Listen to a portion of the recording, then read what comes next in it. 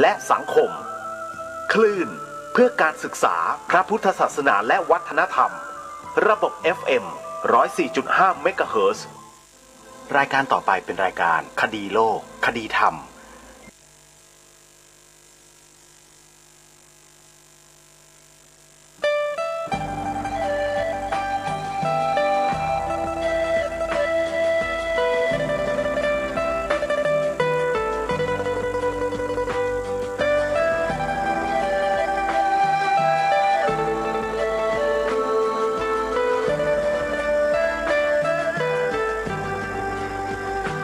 กล้าคิดก็ต้องกล้าทำอย่ากลัวถ้าทำความดีเร่งศึกษาปัญหาให้ทันท่วงทีเมืองไทยจะพัฒนากว่านี้รายการดีๆคดีโลกคดีธรรมขอรำพันบรรยายความคิดเครื่องหมายแห่งสีทั้งสามงามถนัดขาวคือบริสุทธิ์สีสวัสดิ์หมายพระไตรรัตน์และธรรมะคุ้มจิตไทยแดงคือโลหิตเราใสซึ่งยอมสละได้เพื่อรักษาชาติศาสนา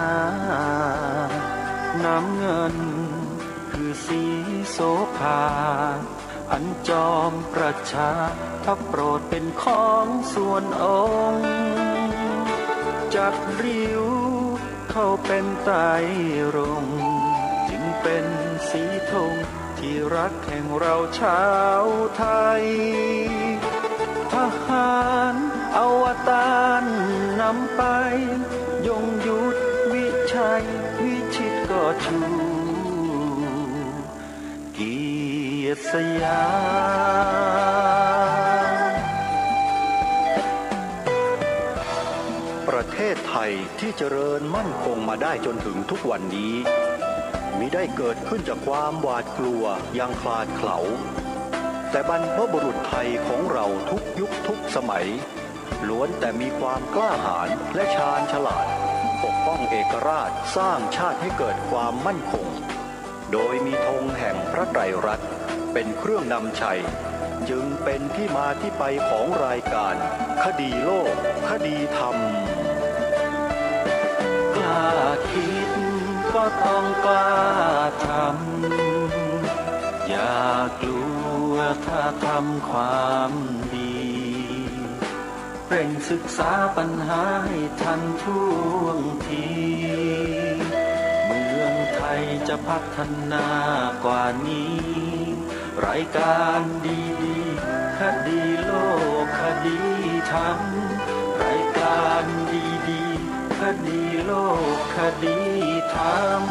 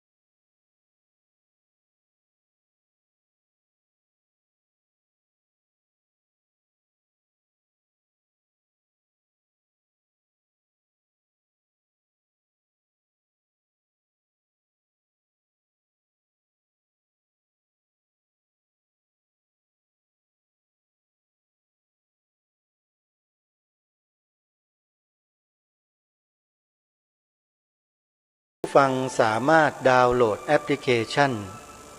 สมาพันธ์สื่อวิทยุพระพุทธศาสนาอาเซียนเพื่อติดตามรับฟังรายการนี้ได้เป็นประจำทุกวันรายการนี้ออกอากาศทางสถานีวิทยุพระพุทธศาสนาแห่งชาติหลายสถานีในแต่ละวันท่านดาวน์โหลดแอปพลิเคชันนี้ไว้ในโทรศัพท์มือถือแล้วสามารถติดตามรับฟังได้ทุกวันและยังสามารถรับฟังรายการธรรมะสาระดีๆจากสถานีวิทยุพระพุทธศาสนาแห่งชาติเหล่านั้นได้อีกเป็นจำนวนมากนี่คือบุญที่เราสามารถสร้างขึ้นได้ด้วยตัวของเราเองโดยการเสพบริโภคข้อมูลข่าวสารจากสื่อพระพุทธศาสนาดังกล่าวใครก็ตามที่มีส่วนในการบอกต่อให้ผู้อื่นดาวน์โหลดแอปพลิเคชันดังกล่าวนี้ถือว่าท่านได้ทำบุญอันใหญ่คือให้ธรรมะเป็นทานการให้ธรรมะเป็นทานชนะการให้ทั้งปวงองค์สมเด็จพระสัมมาสัมพุทธเจ้าตรัสยืนยันไว้ชัดเจนว่าสัพพะทานังธรรมทานัง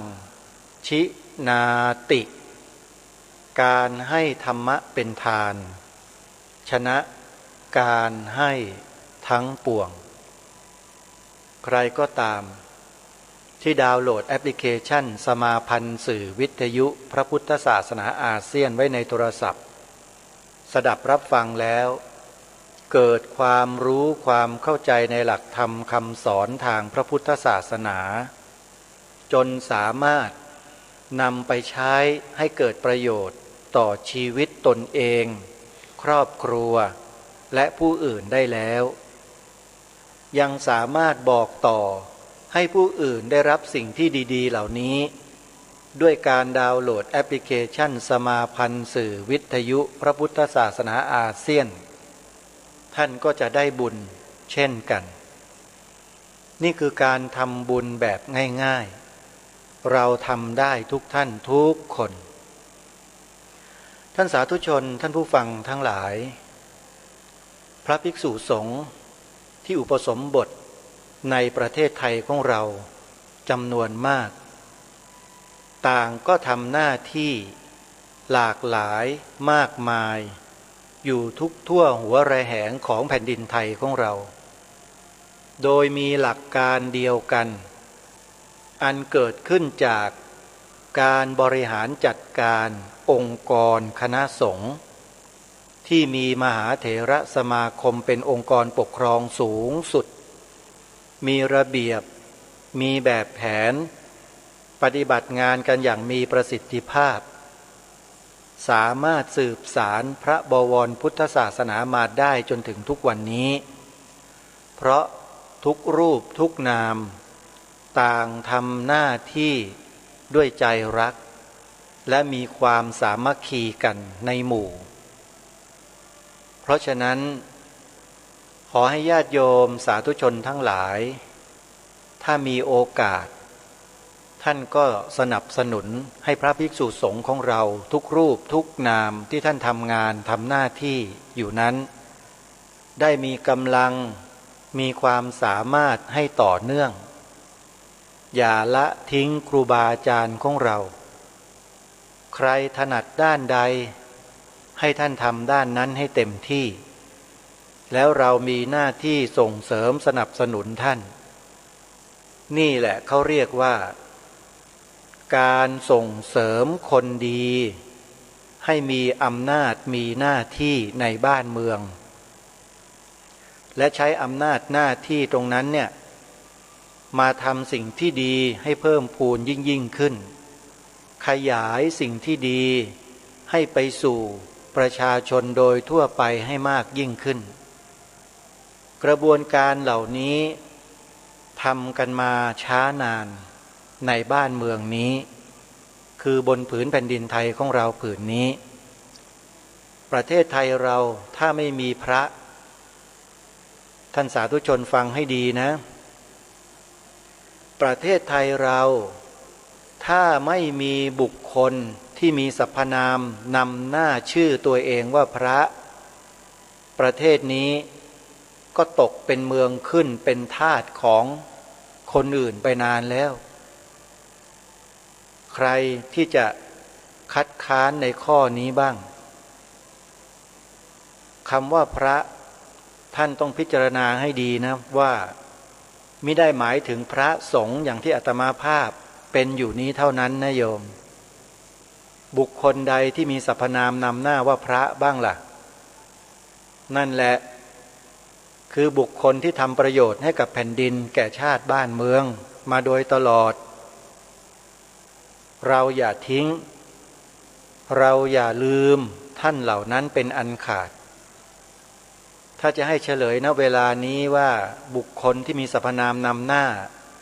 คำว่าพระนำหน้าเนี่ยมีใครบ้างอันดับหนึ่งเลยก็คือพระมหากษัตริย์สองพระบรมวงศานุวงศ์สามพระภิกษุสงฆ์ใหญ่น้อยและเหล่ากอของพระภิกษุสงฆ์ทั้งหลายซึ่งมีอุบาสกอุบาสิกาลูกศิษย์ลูกหาที่เชื่อฟังคำสอนของท่านช่วยกันปกปักรักษาความเป็นประเทศไทยของเราเอาไว้ได้จนถึงวันนี้จงสำนึกในข้อนี้ให้ดีแล้วอย่าให้ใครมาเสี่ยมสอนให้เรานั้นเกิดความคิดเห็นที่ผิดไปจากทำนองคลองธรรมเหล่านี้เป็นอันขาดแล้วเราจะเสียดายเมื่อสูญเสียบุคลากรเหล่านี้ไปประเทศไทยก็จะไม่มีความหลงเหลือความเป็นไทยอยู่เราต้องการให้ประเทศนี้เป็นทะเลทรายหรือเปล่าถ้าไม่ต้องการทุกท่านทุกคนต้องสร้างจิตสำนึกในข้อนี้ขึ้นมารายการคดีโลกคดีธรรมขอเป็นผู้นำในการฟื้นฟูจิตสำนึกของคนไทยด้วยวิถีทางที่ตนเองสามารถทำได้อาศัยเสียงที่กระจายออกไปสู่สาธารณชนเท่าที่ความสามารถจะทำได้เพื่อปลุกจิตสำนึกของพี่น้องชาวพุทธให้เกิดความสำนึกในพระมหากรุณาธิคุณต่อองค์พระมหากษัตริย์พระบรมวงศานุวงศ์และพระภิกษุสงฆ์สามเณรซึ่งเป็นเหล่ากอของสมณะตลอดจนถึงแม่ชีอุบาสกอุบาสิกาผู้ศึกษาดีปฏิบัติดีมีศีลมีธรรมทั้งหลายเหล่านั้นท่านเหล่านี้มีคุณ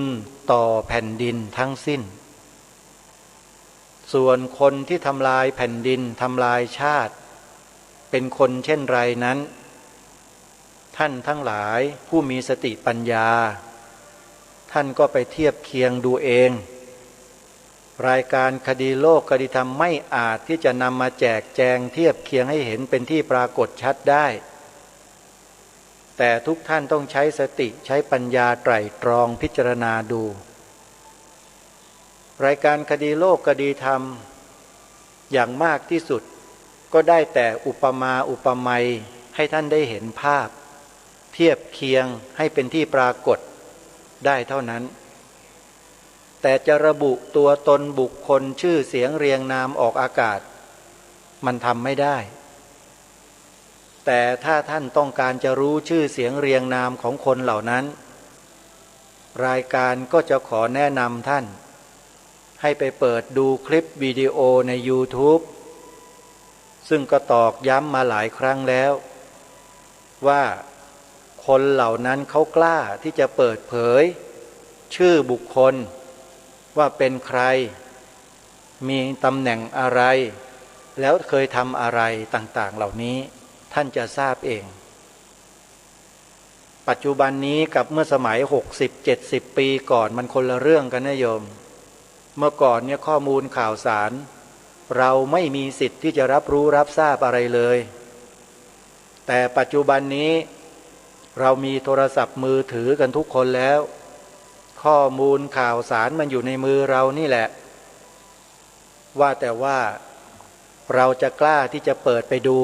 เพื่อศึกษาเรียนรู้ข้อมูลเหล่านี้กันหรือไม่เท่านั้นเอง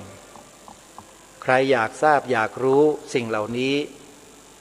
ท่านเปิดไปดูได้รายการคดีโลกคดีธรรมจะแนะนำให้เตรียมปากกาดินสอกระดาษฟังรายการคดีโลกคดีธรรมแล้วท่านต้องเตรียมจดเอาไว้ไม่เช่นนั้นพลาดโอกาสเพราะการจำของคนเรานั้นมันไม่แน่นะสัญญามันเป็นอนิจจาจำวันนี้ได้วันพรุ่งนี้ลืมจำชั่วโมงนี้ได้ชั่วโมงต่อไปลืมเพราะฉะนั้นโบราณท่านบอกไว้ว่าจดไว้ดีกว่าจำจึงมีการบันทึกเป็นลายลักษณ์อักษรสลักไว้บนหินบ้างบนแผ่นทองคำบ้าง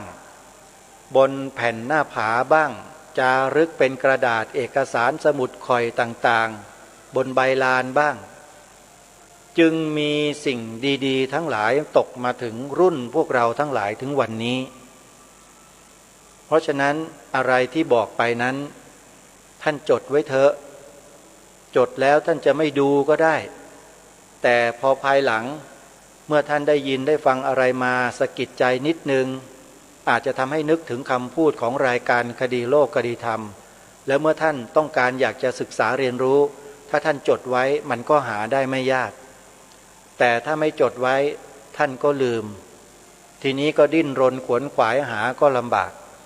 เพราะฉะนั้นใครต้องการจะทราบข้อมูลบางอย่างของประเทศนี้นะบางอย่างของประเทศนี้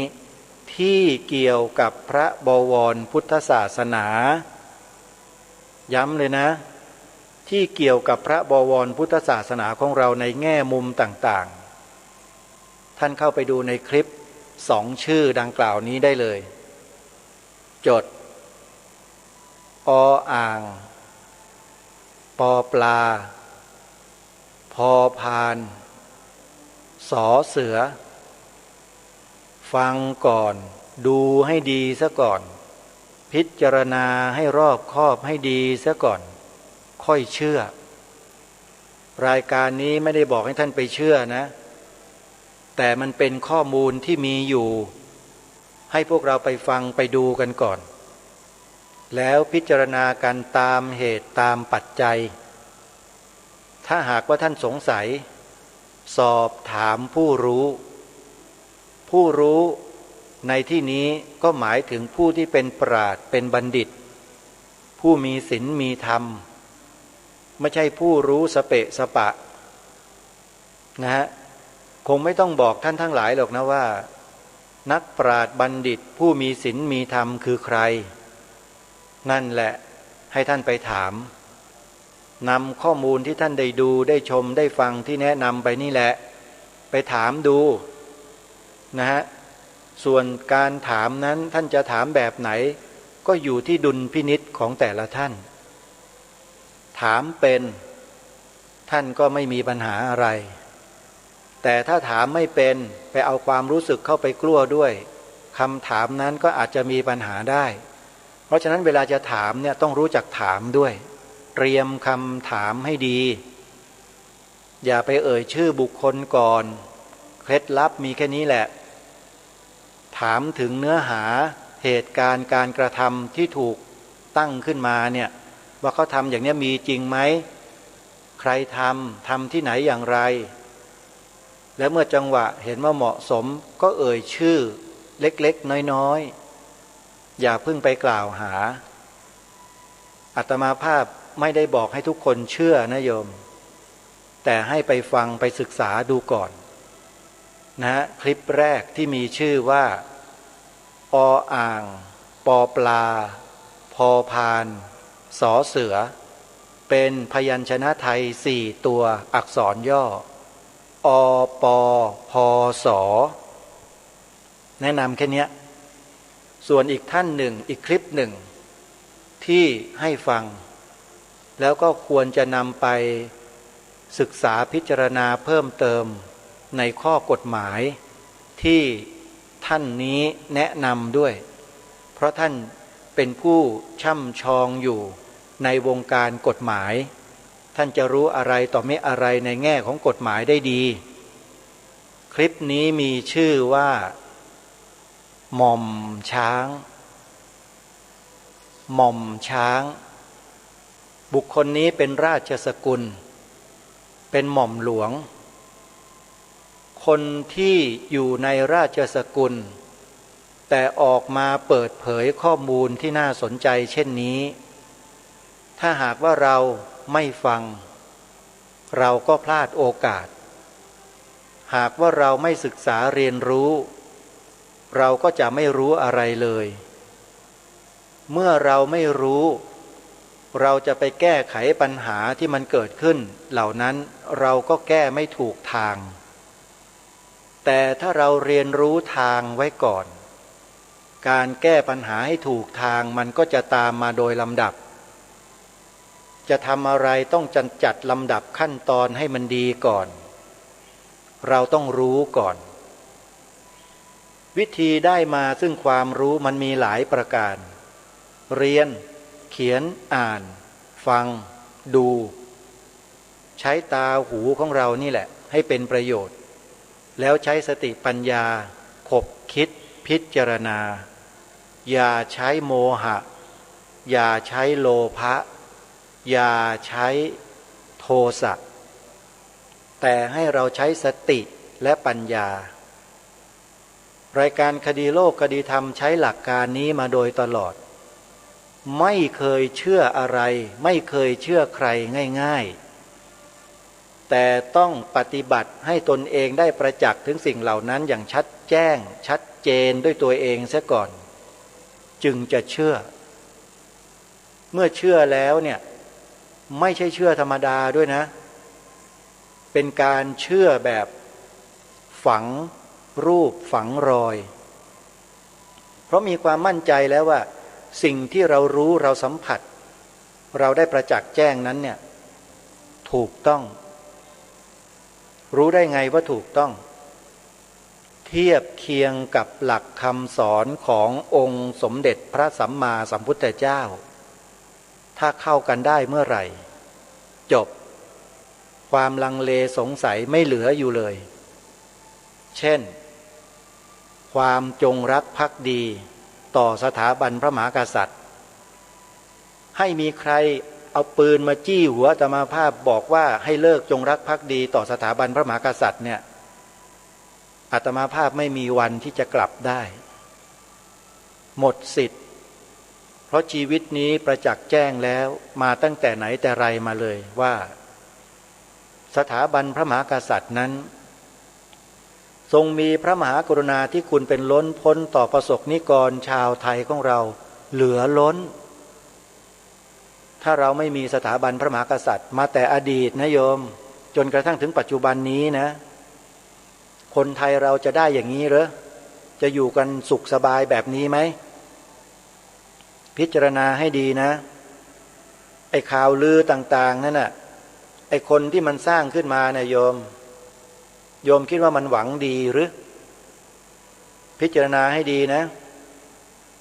พิจารณากันให้ดีๆซะก่อนอย่าเพิ่งเชื่ออะไรง่ายๆขอฝากแค่นี้แหละนะอย่าเพิ่งเชื่ออะไรใครง่ายๆข่าวก็คือข่าวความจริงก็คือความจริงท่านสาธุชนทั้งหลายบ้านเมืองเราอย่างที่กล่าวไว้เมื่อตอนต้นเนี่ยถ้าไม่มีบุคคลที่มีสรรพนามนำหน้าว่าพระคอยปกปักรักษาสืบสารโบราณราชประเพณีวัฒนธรรมประเพณีอันดีงามมาไว้แล้วเนี่ยท่านคิดหรือว่าความเป็นไทยจะหลงเหลือมาให้เราได้ชื่นชมให้เกิดความปีติโสมนัสชื่นชมยินดีจนถึงวันนี้ได้หลายๆประเทศในโลกนี้เขาอิจฉาประเทศไทยแค่ไหนท่านทราบไหมเนี่ย เราไม่ศึกษาไม่เรียนรู้เราก็ไม่เข้าใจแต่ถ้าเราศึกษาประวัติศาสตร์ของชาติศึกษาโบราณราชประเพณีที่สืบสานกันมาจนกระทั่งถึงทุกวันนี้เราจะทราบดีทำไมองค์พระมหากษัตริย์และพระบรมวงศานุวงศ์ของเราเนี่ยจึงไม่สามารถเปลี่ยนศาสนาได้เพราะอะไรเคยศึกษาไหมไปศึกษากันให้ดีๆไปศึกษาข้อนี้ให้ดีนะอาตมาภาพเนี่ยมีความมั่นใจมากมั่นใจเป็นที่สุดว่าราชบัลลังก์ที่มีความมั่นคงมีความเจริญรุ่งเรืองถาวรมาจนกระทั่งถึงทุกวันนี้ได้เนี่ยเพราะได้พระพุทธบารมีขององค์สมเด็จพระสัมมาสัมพุทธเจ้าปกป้องคุ้มครองรักษามาถ้าไม่มีพระบวรพุทธศาสนาแล้วท่านสาธุชนก็ลองคิดดูทีว่าจะเป็นอย่างไรที่พูดเนี่ยไม่ใช่ว่าเอาดีเข้าตัวนะโยมแต่มันเป็นความจริงความจริงแท้ๆเลยในฐานะที่ได้ศึกษาข้อมูลต่างๆศึกษาประวัติศาสตร์ในช่วงต่างๆมาเนี่ยประมวลแล้วสรุปแล้วเนี่ยองค์พระมหากษัตริย์ไทยของเราทุกๆพระองค์เนี่ยทรงยกพระพุทธศาสนาไว้เหนือกว่าศาสนาใดๆในโลกตัวอย่างที่เห็นชัดๆตราสัญลักษณ์ของประเทศไทยของเราซึ่งเป็นสัญลักษณ์สูงสุดที่คนไทยทุกคนต้องเคารพคือธงชาติไทยเนี่ยท่านทราบไหมว่าเกิดขึ้นมาได้ยังไงเกิดขึ้นมาตั้งแต่เมื่อไหร่ใครเป็นผู้ก่อกำเนิดทำให้ผืนธงไตรรงค์สามสีนี้เกิดขึ้นเป็นคนไทยลูกหลานไทยถ้าไม่รู้สัญลักษณ์ของประเทศชาติตัวเองแล้วเนี่ยมันเกิดมาเสียชาติเกิดกันทั้งนั้นแหละและอาตมาภาพก็ยืนยันด้วยว่ามีคนมันพยายามไม่ให้ลูกให้หลานไทยเราเนี่ยได้ทราบซึ้งถึงสิ่งนี้มันจึงปกปิดซ่อนเร้นข้อมูลบางอย่างเอาไว้ไม่ยอมนำมาตีแผ่ไม่ยอมนำมาเผยแพร่ไม่ยอมนำมาปลูกฝังให้เป็นอุดมการณ์ชาติมาโดยตลอดตั้งแต่มีการเปลี่ยนแปลงการปกครองมานั่นแหละไปศึกษาดูให้ดีนะหลังจากที่พระองค์ผู้ทรงสร้างผืนธงชาติผืนนี้ขึ้นมาประเทศไทยเราเริ่มมองเห็นอะไรต่างๆชัดเจนมากยิ่งขึ้นสถาบันชาติสถาบันพระพุทธศาสนาและสถาบันพระมหากษัตริย์มิได้ถูกสร้างขึ้นมาเพื่อหวังผลทางการเมืองเหมือนอย่างที่ใครมันกล่าวหาที่ผ่านมาไม่ใช่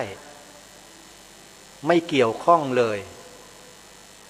สถาบันพระมหากษัตริย์กับสถาบันพระพุทธศาสนานั้นคือหลักชัยของประเทศนี้แผ่นดินนี้มาโดยตลอดเราทั้งหลายเนี่ยที่มีชีวิตอยู่ปัจจุบันเนี่ยอายุข้อมูลข่าวสารเนี่ยต้องระวังข้อนี้ให้ดีนะ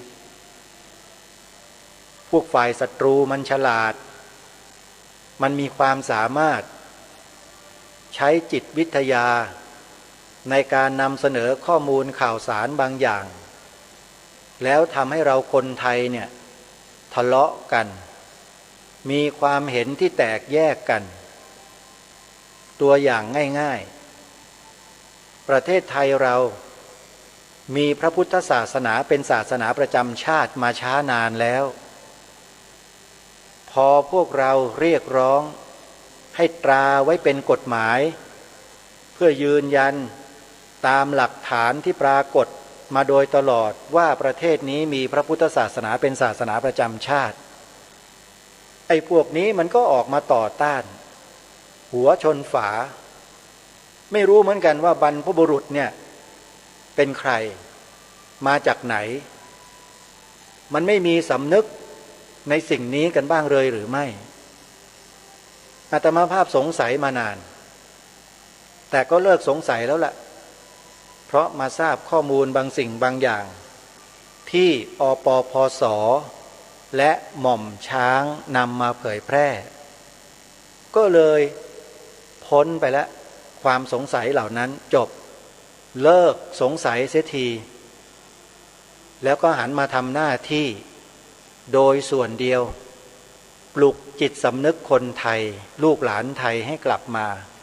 มารวมกันให้เป็นหนึ่งสร้างทิฏฐิสามัญญตาให้เกิดขึ้นเป็นเบื้องต้นให้ได้แล้วก็ขอความร่วมมือครูบาอาจารย์ของเราที่เป็นนักเผยแผ่พระพุทธศาสนาทั้งหลายนี่แหละให้ช่วยกันไม่ได้ยากเลยฮะแค่กล่าวแค่พูดคำว่าพระพุทธศาสนาเป็นศาสนาประจำชาติไทยของเราแค่นี้แหละยากไหมโยมแล้วมีใคร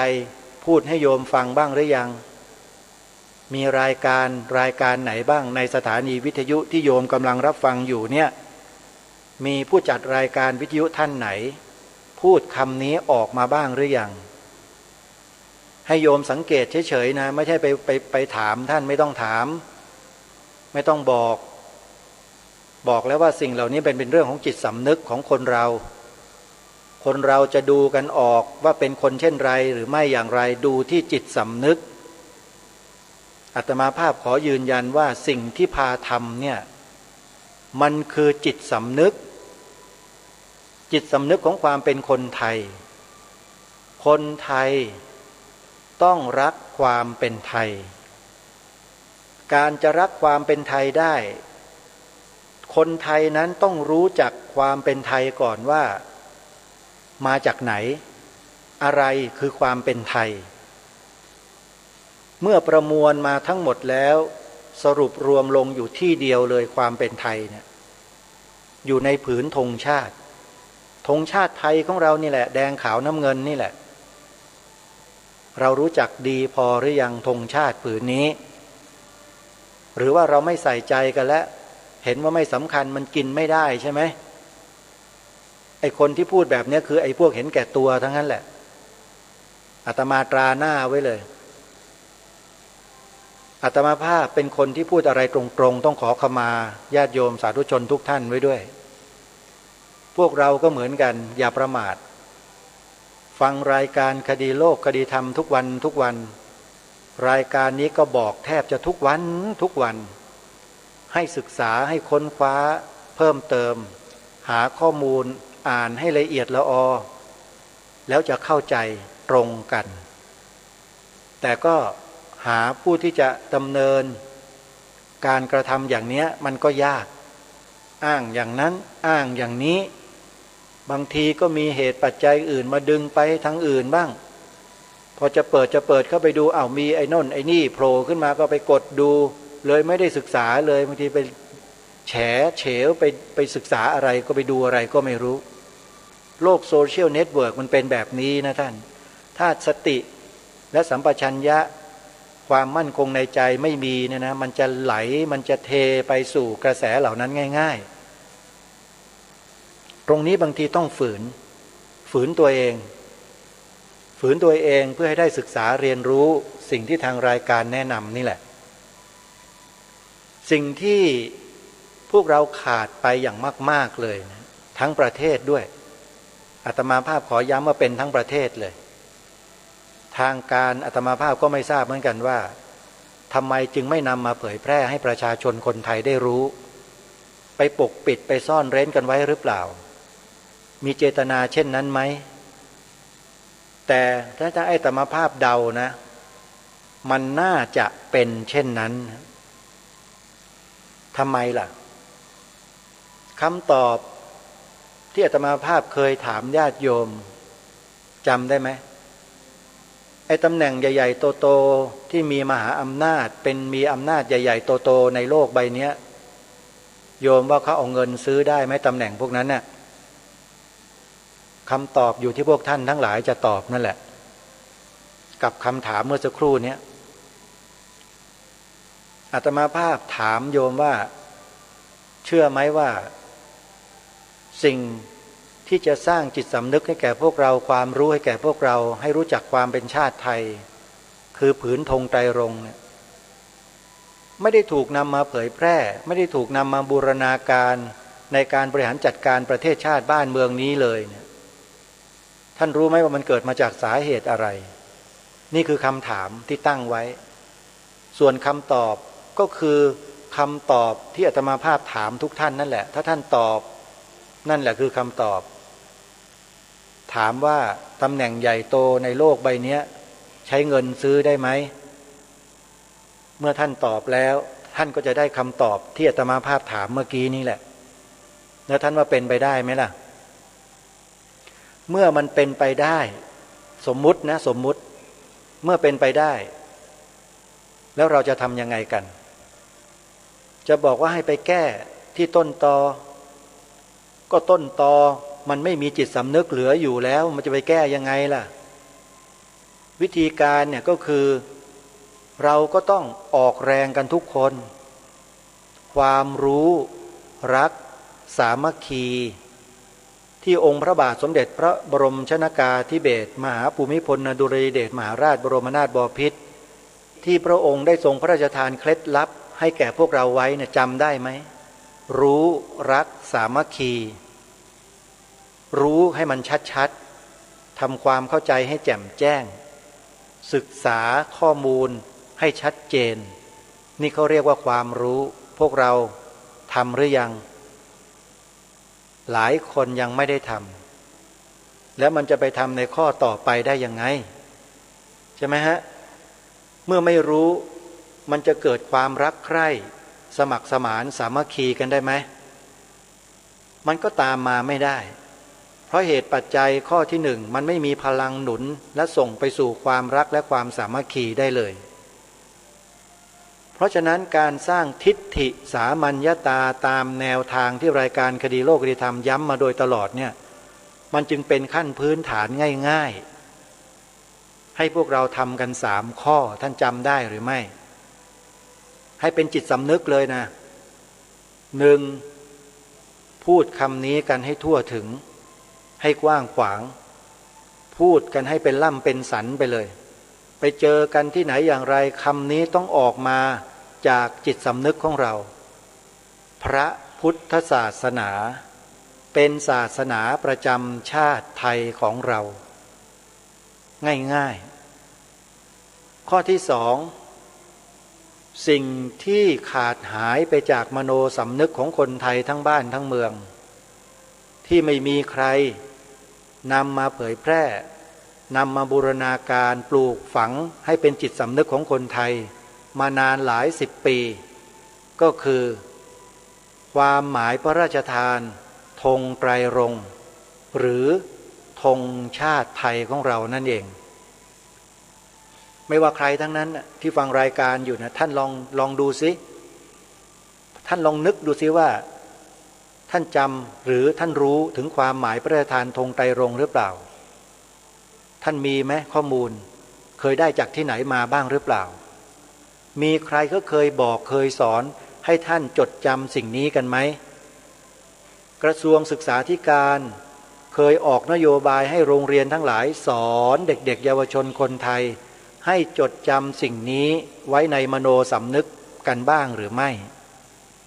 ท่านลองนึกถอยหลังไปดูทีว่ามีไหมตั้งแต่อดีตตั้งแต่รุ่นของพวกท่านพวกเราทั้งหลายนะ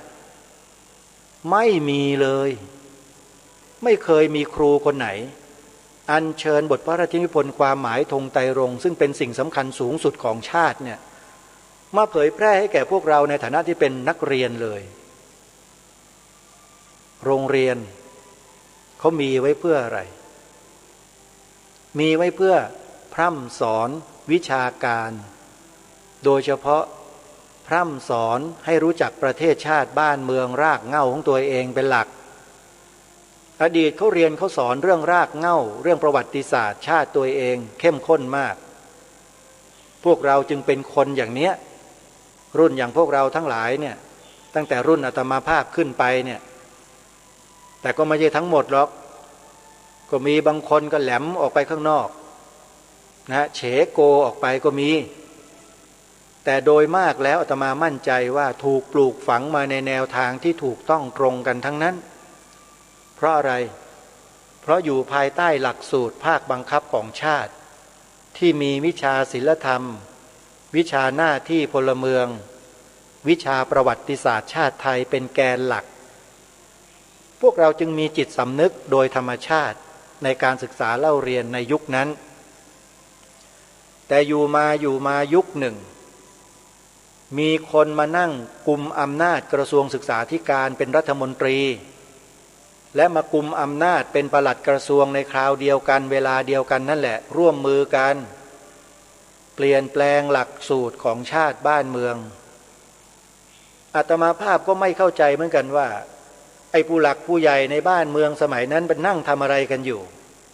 ทำไมไม่ต่อต้านไม่คัดค้านกันเลยก็เลยหายสงสัยอีกนั่นแหละว่าที่ไม่ต่อต้านคัดค้านเนี่ยก็วกกลับมาที่คำถามที่ถามเมื่อสักครู่นี้ท่านว่าตำแหน่งใหญ่โตในโลกใบนี้ใช้เงินซื้อได้หรือเปล่า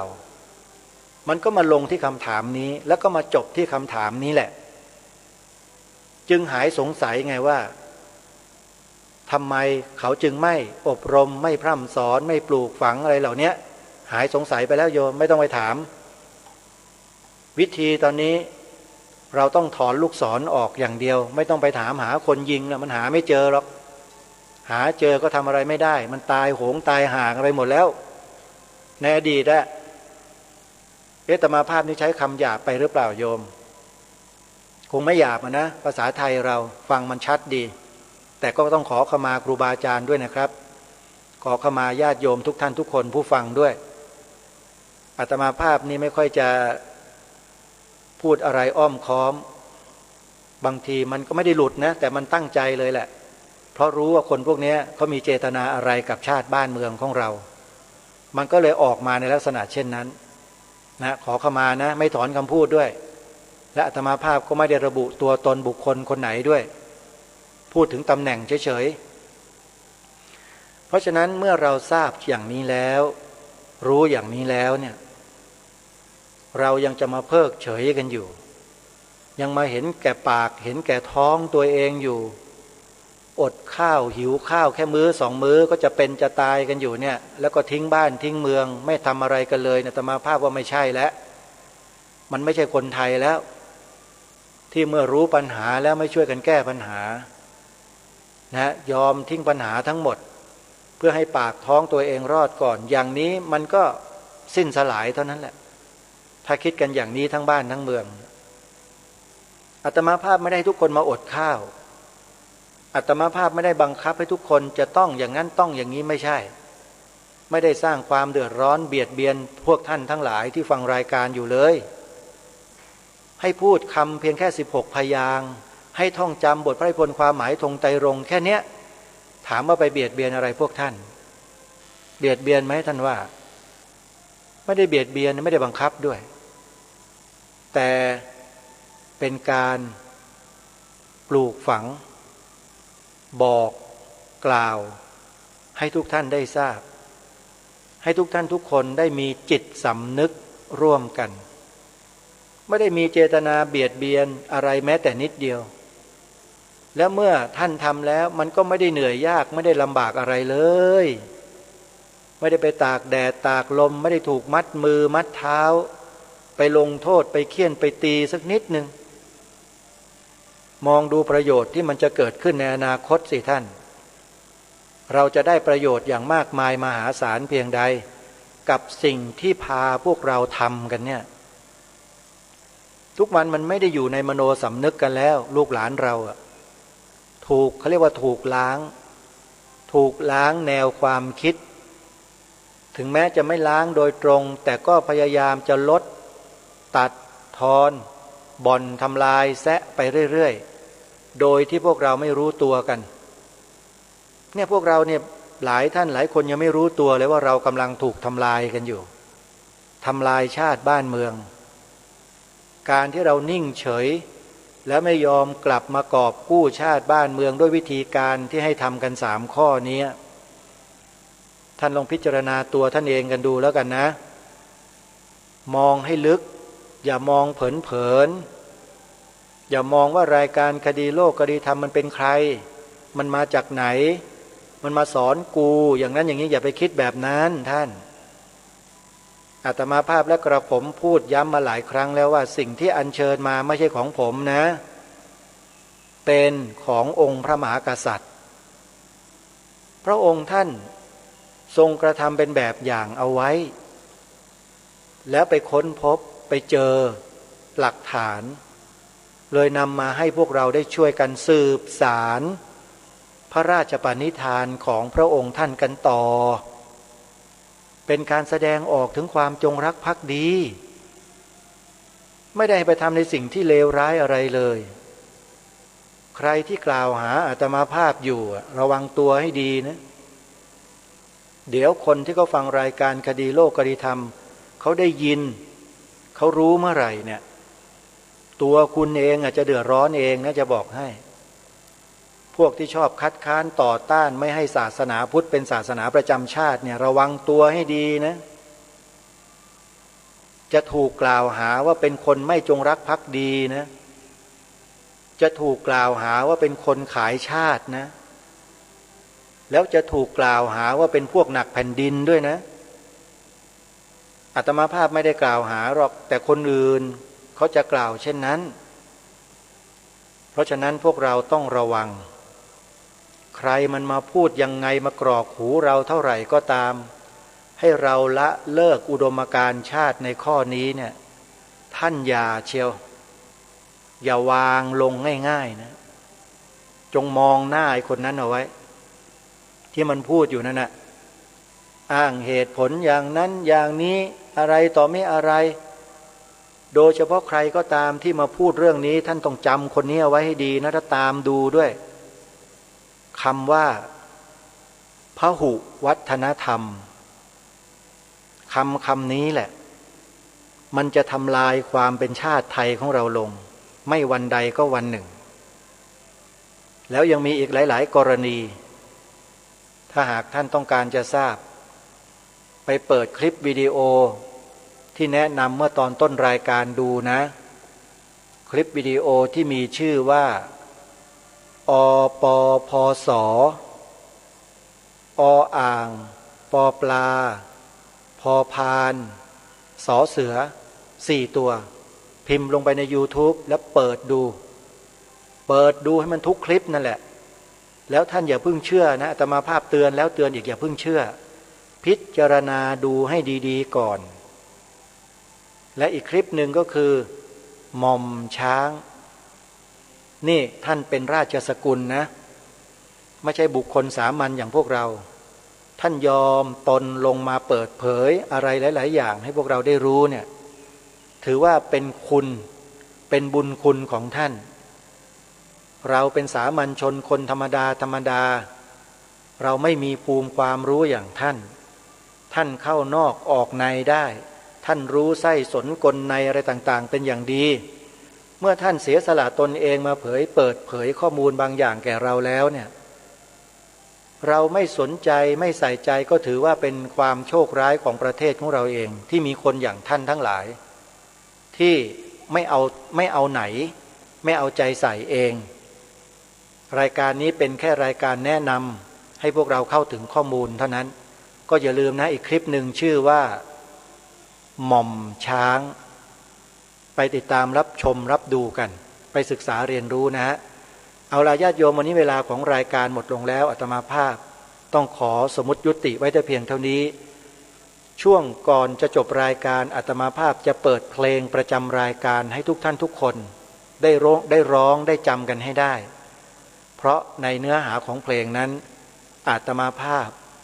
ได้อัญเชิญบทพระราชนิพนธ์ความหมายธงไตรรงค์แบบสมบูรณ์ทั้งหมดมาเป็นเนื้อร้องในเพลงนี้ด้วยติดตามรับฟังแล้วร้องกันให้ได้ขอความสุขสวัสดีในธรรมแห่งองค์สมเด็จพระบรมศาสดาสัมมาสัมพุทธเจ้าจงปรากฏเกิดมีขึ้นในจิตใจของท่านผู้ฟังทุกท่านทุกคนเทินขอเจริญพร